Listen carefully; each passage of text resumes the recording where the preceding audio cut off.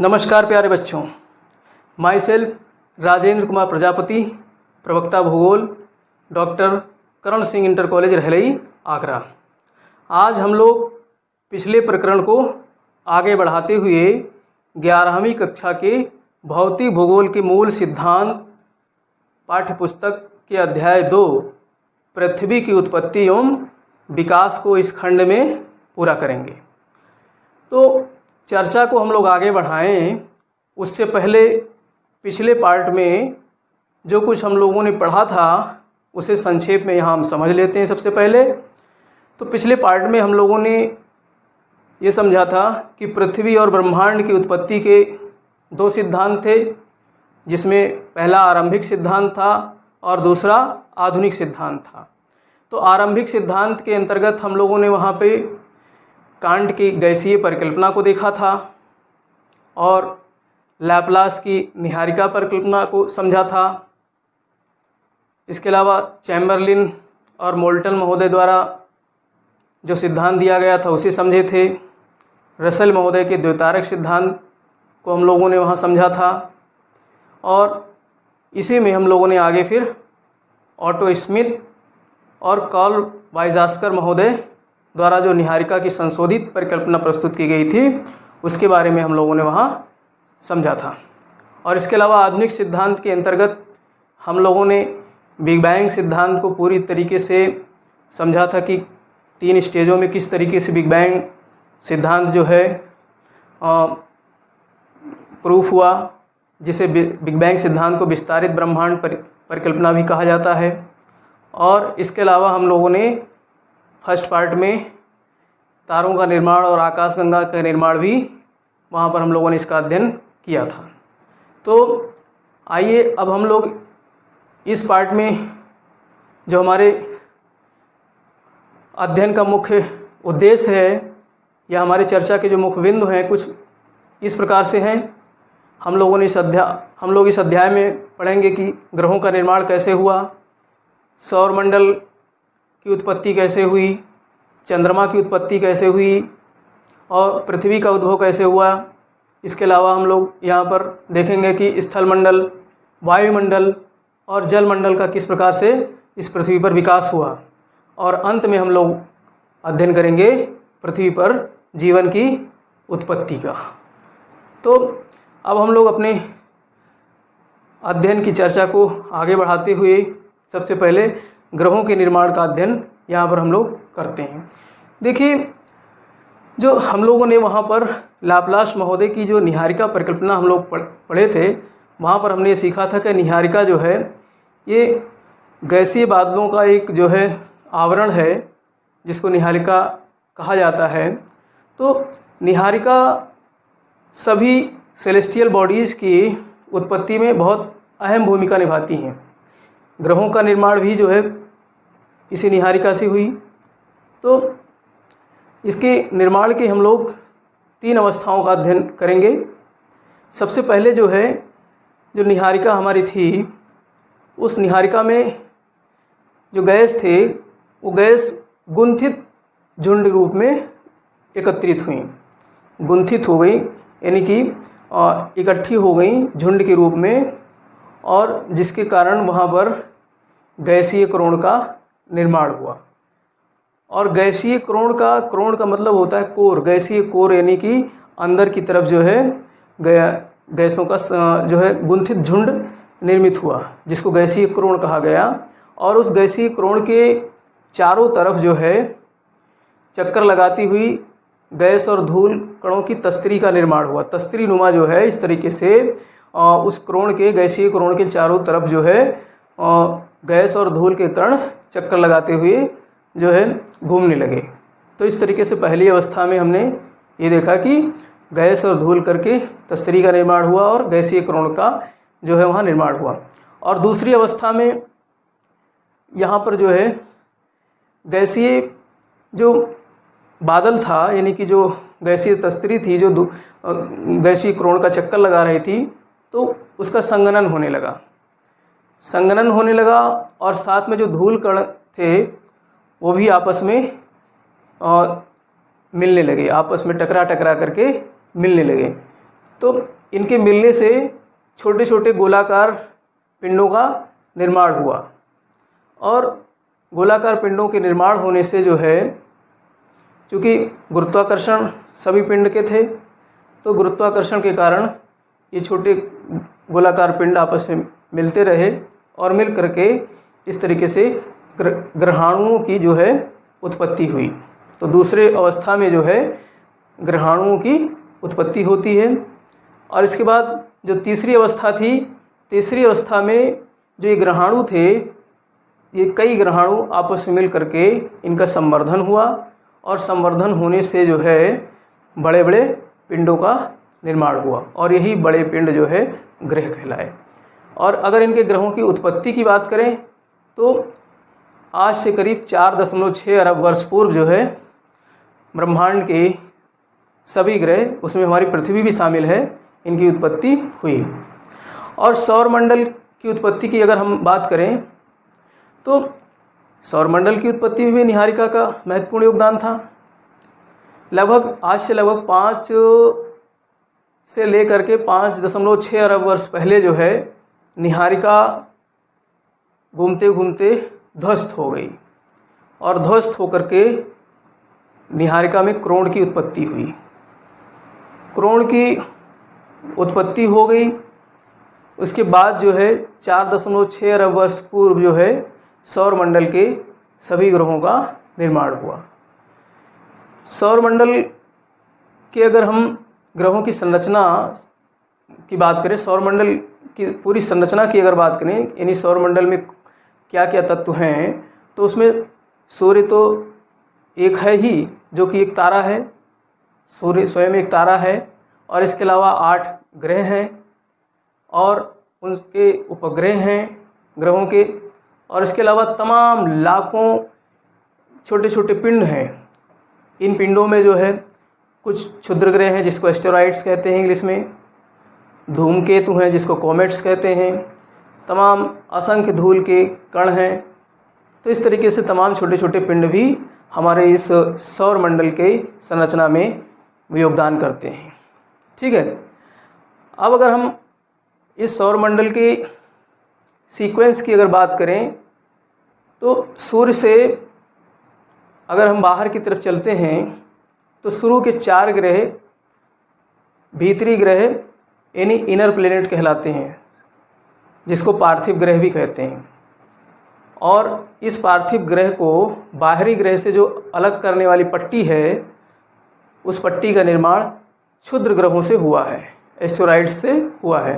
जो तमाम छोटे छोटे कण हैं जिनको क्षुद्र ग्रह कहते हैं, तो ये क्षुद्र ग्रह जो है भीतरी ग्रह और बाहरी ग्रह को अलग करती है। तो भीतरी ग्रह को पार्थिव ग्रह क्यों कहते हैं? इनको पार्थिव ग्रह इसलिए कहते हैं क्योंकि इनका निर्माण पृथ्वी की तरह चट्टानों और धातुओं से हुआ है। और बाहरी ग्रह को जोवियन ग्रह कहते हैं। जोवियन शब्द जो है जुपिटर से संबंधित है, क्योंकि बाहरी ग्रहों की उत्पत्ति में जुपिटर की तरह हाइड्रोजन और हीलियम गैसों की अधिकता पाई जाती है, इसलिए बाहरी ग्रह को जोवियन ग्रह भी कहते हैं। ठीक है, अगर इनकी व्यवस्था की बात करें तो सूर्य से लेकर के 8 ग्रह का क्रम कुछ इस प्रकार से है। सूर्य से बढ़ते क्रम में सबसे पहले बुध है, फिर शुक्र है, फिर पृथ्वी है, इसके बाद मंगल ग्रह है। तो ये चारों ग्रह को क्या कहते हैं? भीतरी ग्रह या पार्थिव ग्रह। इसके बाद एस्टेरॉइड्स की पेटी आती है। एस्टेरॉइड्स की पेटी के बाद जो है बृहस्पति, फिर शनि, और इसके बाद अरुण और वरुण है। और इन चारों ग्रहों को जोवियन ग्रह या बाहरी ग्रह भी कहते हैं। ठीक है, लेकिन देखिए प्लूटो, अब आपके दिमाग में एक प्रश्न आ रहा होगा कि गुरुजी हमने तो पहले पढ़ा था कि हमारे जो है सौरमंडल में 8 नहीं 9 ग्रह हैं। तो देखिए पहले 9 ग्रह थे, लेकिन 2006 में, अगस्त 2006 में अंतर्राष्ट्रीय खगोलकीय संगठन की एक बैठक में प्लूटो ग्रह को बौने ग्रह की जो है उपाधि दी गई और उससे ग्रह की उपाधि छीन ली गई। तो इस तरीके से प्लूटो अब ग्रह नहीं है, बल्कि अब वो एक पौना ग्रह है। तो इस तरीके से अब ग्रहों की अगर संख्या की बात करें तो हमारे सौर मंडल में अब ग्रहों की संख्या 8 है, 9 नहीं है, बल्कि 8 ग्रह हैं हमारे सौर मंडल में। तो अब देखिए प्यारे बच्चों, आपके दिमाग में यहाँ पर एक प्रश्न अवश्य आ रहा होगा। आपने जो है पार्थिव ग्रह और जोवियन ग्रह के बारे में जो पढ़ा है अभी, तो एक प्रश्न अवश्य आ रहा होगा कि जो भीतरी ग्रह हैं वो चट्टानी पदार्थों से क्यों निर्मित हैं, जबकि बाहरी ग्रह जो है गैसीय पदार्थों से क्यों निर्मित हैं, जबकि सारे जो है ग्रह सूर्य से ही उत्पन्न हुए हैं, सारे ग्रह सूर्य से ही इनकी उत्पत्ति हुई है। तो फिर ऐसा विभेद क्यों? आपके दिमाग में ये प्रश्न अवश्य आ रहा होगा। तो देखिए बच्चों, इन प्रश्नों के जो ये प्रश्न है, इस प्रश्न के हम 3 तर्क से जो है इनके उत्तर, इनके समाधान देख सकते हैं। देखिए जो पार्थिव ग्रह है, पार्थिव ग्रह को इसीलिए पार्थिव ग्रह कहा गया है क्योंकि पृथ्वी की तरीके से इन ग्रहों की रचना हुई है, चट्टानी और जो है कुछ मेटल्स से, धातुओं से। तो इनके चट्टानी संरचना और धातुओं के पाए जाने के सबसे प्रमुख कारण क्या है कि पार्थिव ग्रह सूर्य के नज़दीक हैं, और चूँकि शुरू में ये भी जो है एक नेबुला थी, निहारिका थी। तो जब सूर्य के नज़दीक होने के कारण इसका जो गैसें थी यहाँ की, वो क्या हो गई, संघनित नहीं हो पाई। पार्थिव ग्रह की गैसें जो थीं वो संघनित नहीं हो पाई, तो इस कारण ये गैसें यहाँ से बाहर चली गई। जबकि जो जोवियन ग्रह है या बाहरी ग्रह है, इनका निर्माण अधिकांश गैसों से हुआ है, क्योंकि ये सूर्य से काफ़ी दूर स्थित हैं, जिसके कारण दूर स्थित होने के कारण इनमें जो है गैसों का संघनन हुआ, और संघनन हो करके जो है वो गैस उन ग्रहों पर पाई जाती हैं। और अगर दूसरे तर्क की बात करें तो चूँकि पार्थिव ग्रह या जो भीतरी ग्रह है वो शक्तिशाली सौर ज्वालाओं के चपेट में आता रहा, तो ये शक्तिशाली सौर ज्वालाओं के कारण जो है गैस और धूल के कण क्या हो गए, ये उड़ गए पार्थिव ग्रह से या भीतरी ग्रह से।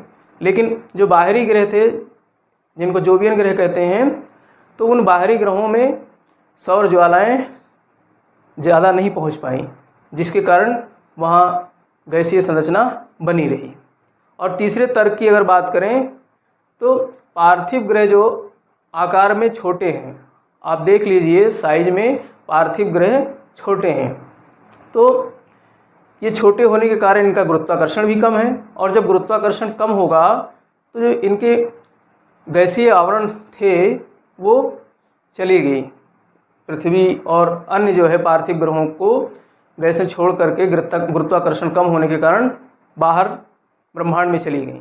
जबकि जो जोवियन ग्रह थे, तो जोवियन ग्रह चूँकि आकार में बड़े हैं, आकार में बड़े होने के कारण उनका गुरुत्वाकर्षण अधिक है, और गुरुत्वाकर्षण अधिक होने के कारण उन्होंने अपने गैसियस पार्टिकल्स को, धूल कणों को अपनी तरफ खींच करके आबद्ध करके रखा हुआ है, तो इसीलिए वहाँ पर गैस अधिक पाई जाती है। तो ये जो प्रश्न था, इसका भी यहाँ पर आपने जो है 3 तर्कों के माध्यम से समाधान देख लिया। अब हम लोग आगे बढ़ते हैं। अब हम लोग देखेंगे चंद्रमा की उत्पत्ति किस प्रकार से हुई। तो देखिए, चंद्रमा एक पृथ्वी का प्राकृतिक उपग्रह है। चंद्रमा पृथ्वी का प्राकृतिक उपग्रह है। शुरू में चंद्रमा पृथ्वी का ही एक भाग था, और इसकी उत्पत्ति के पीछे जो है सबसे पहले 1838 ईस्वी में सर जॉर्ज डार्विन महोदय ने बताया कि जब हमारी पृथ्वी घूम रही थी तो घूमती हुई पृथ्वी का जो आकार था उसका आकार डंबल में परिवर्तित हो गया। डंबल एक ऐसी आकृति है जिसमें बीच वाला भाग जो है पतला होता है और उसको दोनों सिरे जो होते हैं वो बड़े होते हैं, मोटा होता है। तो इस तरीके से डंबल की आकृति जो है बनी हमारी पृथ्वी की, और घूमते घूमते डंबल से जो है चंद्रमा टूट करके अलग हो गई, एक पार्ट निकल गया डंबल का, तो उससे चंद्रमा की उत्पत्ति हुई। लेकिन आज के वैज्ञानिक जो है डार्विन की इस संकल्पना को, इस सिद्धांत को नहीं मानते हैं, क्योंकि ये एक परिकल्पना थी, एक कल्पना थी डार्विन की। आवाज़ तो बिग बैंग थ्योरी ने लगभग सभी समस्याओं का समाधान कर दिया है। तो इसके चंद्रमा की उत्पत्ति के पीछे जो है एक कहानी जो बताई गई बिग बैंग सिद्धांत के माध्यम से, तो कुछ इस प्रकार है कि आज से करीब लगभग 4.4 अरब वर्ष पहले जो है पृथ्वी से एक बहुत बड़ा पिंड टकराया, और ये पिंड जो आकार में था मंगल ग्रह से भी एक से लेकर 3 गुना बड़ा था। तो ये बहुत बड़ा जो ऑब्जेक्ट था पृथ्वी से टकराया, तो इस बड़े टकराव के कारण चंद्रमा की उत्पत्ति हुई, और इस बड़े टकराव को द बिग स्प्लैट कहा गया। ठीक है, तो ये इस तरीके से हमारे चंद्रमा की उत्पत्ति हुई। अब हम बात करेंगे पृथ्वी के उद्भव के बारे में। पृथ्वी का उद्भव कैसे हुआ? तो देखिए, पृथ्वी भी एक ग्रह है, तो अन्य ग्रहों की भांति जो है हमारी पृथ्वी की भी उत्पत्ति आज से लगभग 4.6 अरब वर्ष पहले हुई। हमने देखा था ग्रहों की उत्पत्ति किस तरीके से जो है 3 अवस्थाओं में हुई, जिसमें ग्रहाणुओं के संवर्धन से ग्रहों की उत्पत्ति हुई। तो ऐसे ही हमारी पृथ्वी की भी उत्पत्ति हुई ग्रहों की जो है ग्रहाणुओं के संवर्धन से। ठीक है, और अगर हम पृथ्वी की बात करें तो शुरू में हमारी पृथ्वी अन्य ग्रहों की भांति बेयान थी, गर्म थी, और इसके वायुमंडल में हाइड्रोजन और हीलियम गैसों की अधिकता थी। जिस तरीके से अन्य गैसें वो अन्य सौरमंडल के ग्रह हैं, इसी तरीके से हमारी पृथ्वी भी शुरुआत में ऐसे ही थी।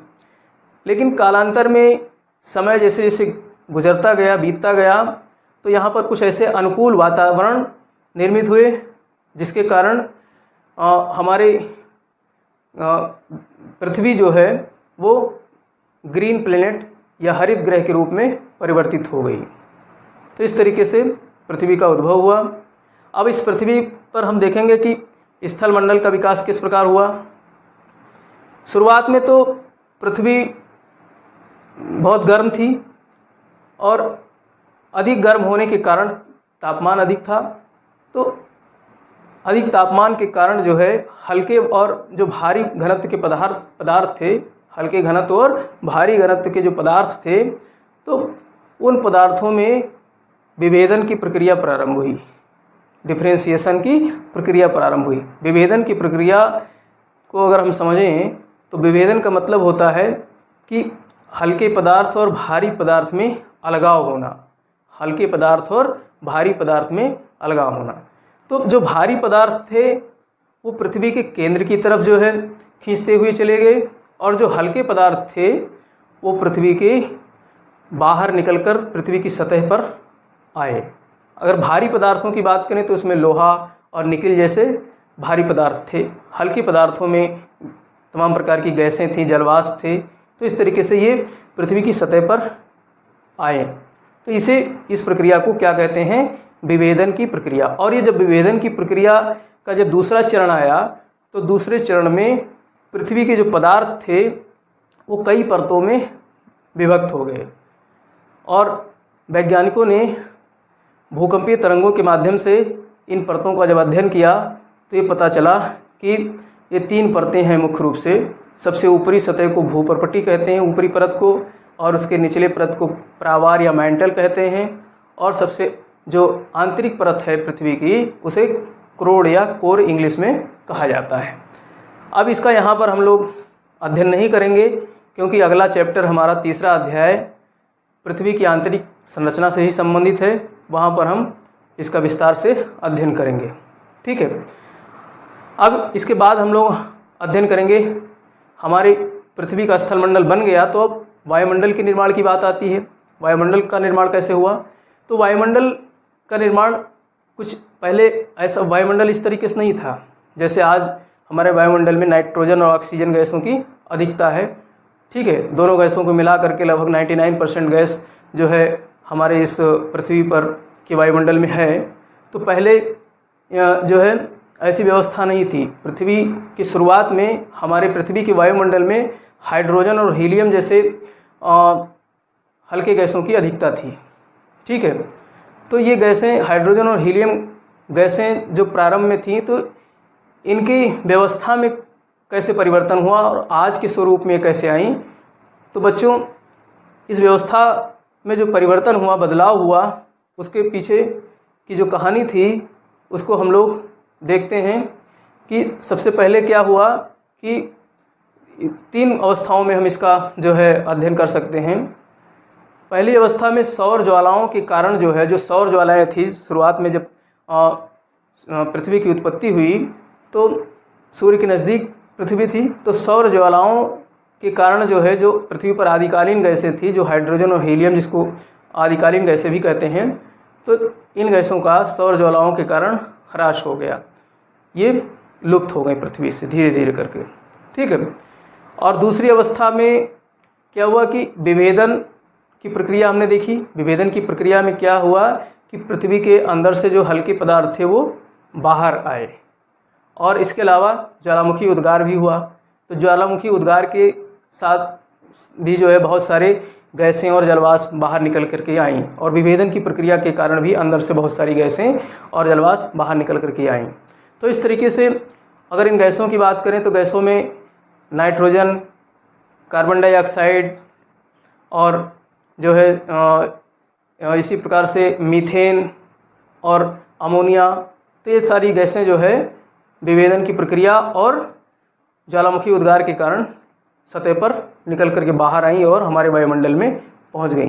ठीक है, तो इस तरीके से वायुमंडल में गैसों की जो वर्तमान व्यवस्था है वो इस प्रक्रिया से हुई। और इसके अलावा ऑक्सीजन की अगर हम बात करें तो पृथ्वी पर प्रकाश संश्लेषण की क्रिया, जो हमारे जैवमंडल है उसमें प्रकाश संश्लेषण की क्रिया अनवरत आज भी जारी है।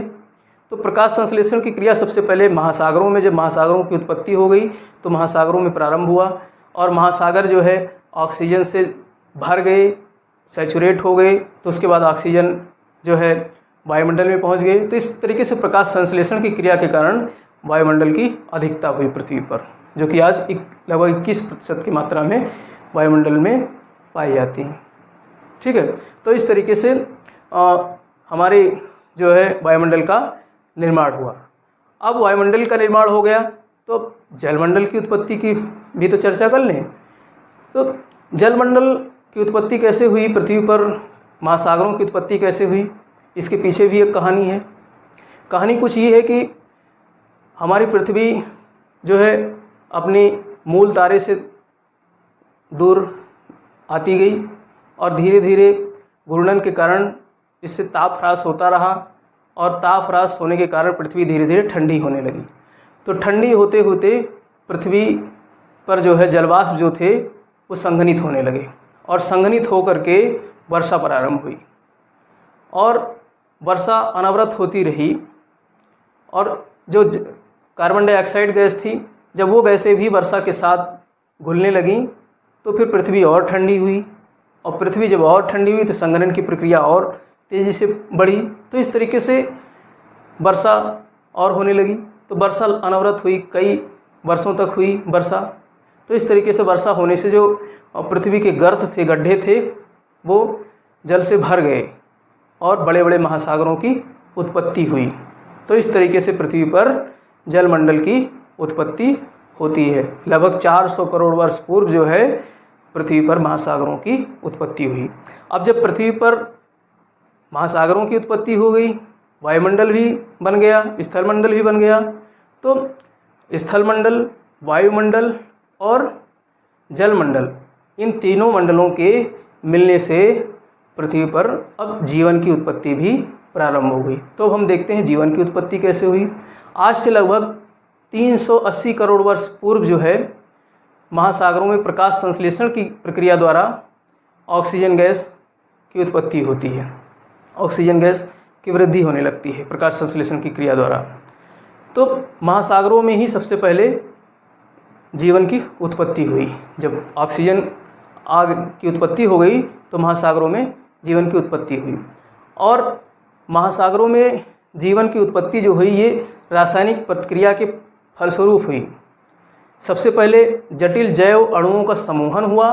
जटिल जैव अणुओं के समूहन की जब बारंबारता हुई, बार बार ये समूहन होने लगी, तो इसके कारण जो निर्जीव पदार्थ थे वो भी जीवित तत्वों में बदलने लगे। निर्जीव पदार्थ भी जीवित तत्वों में बदलने लगे। तो पृथ्वी पर सबसे पहले जो जीव के रूप में जिसका उद्भव हुआ वो आज के कुछ शैवाल की भांति हुआ। शैवाल के बाद जो है पृथ्वी पर एक कोशिकीय जीव आए और एक कोशिकीय जीव से आज के मानव तक की विकास यात्रा पूरी हुई। और इस पूरे कालक्रम को, जीवन की उत्पत्ति के इस पूरे कालक्रम को जो है हम भूवैज्ञानिक काल मापक्रम में देख सकते हैं। जो एक चार्ट है भूवैज्ञानिक काल मापक्रम, वहाँ पर हम पूरे इस मानव विकास या फिर इस जीवन की उत्पत्ति को हम वहाँ देख सकते हैं। तो इस तरीके से यहाँ पर हम लोगों ने इस अध्याय को जीवन की उत्पत्ति के साथ ही पूर्ण कर लिया। अब अध्याय पूर्ण कर लिया तो हम ये देखते हैं, अब देखेंगे कि हम लोगों ने क्या क्या यहाँ पर चीज़ें सीखी। तो अब थोड़ा सा अपने अध्याय को, अपने अध्ययन को इसको रिकॉल करते हैं, इसकी पुनरावृत्ति करते हैं। तो हमने यहाँ पर सबसे पहले ग्रहों की जो है निर्माण की अवस्थाओं को देखा कि किस प्रकार 3 अवस्थाओं से होकर ग्रहों का निर्माण हुआ।